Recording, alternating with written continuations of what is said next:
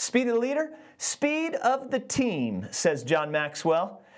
In 1 Samuel chapter 30, King David has this leadership lesson put to the test. Some of the Israelites had been overtaken by the Amalekites at Negeb and at Ziklag. In fact, they had taken the wives and the children of David's men and of David. And so he inquires of the Lord, shall I pursue them, in verse 8. He asks of God, shall I go after this band and overtake them? And God answered him, pursue, for you shall surely overtake, and you shall surely rescue.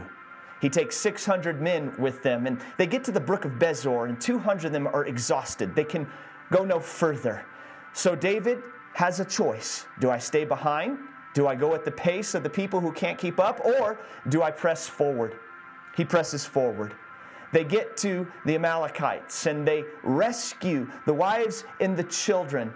And they get the plunder of that war, the spoils of war. As they return home, they go to the brook of Bezor and they meet up with those who were exhausted and left behind. And the men who went with them, they wanted to keep the spoils of the war to themselves and just give back the wives and the children. But David has an answer for them in verse 24. He says this, for who would listen to you in this matter? For as his share is he who goes down into the battle, so shall his share be who stays by the baggage. They shall share alike.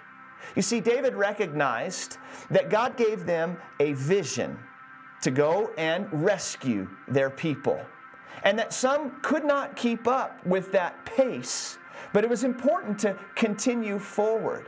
But he found a role for them. He found a role for them that would free them up and help them.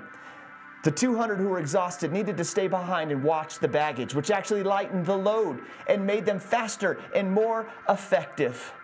And when they returned, King David knew that everyone should share in that victory.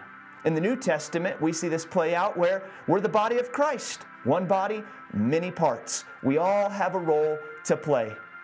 So, leaders, followers, friends, God has a vision for you in your life, specifically at Anchor Church, anchoring people to Christ by planting churches that love God, love others, and make disciples who do the same.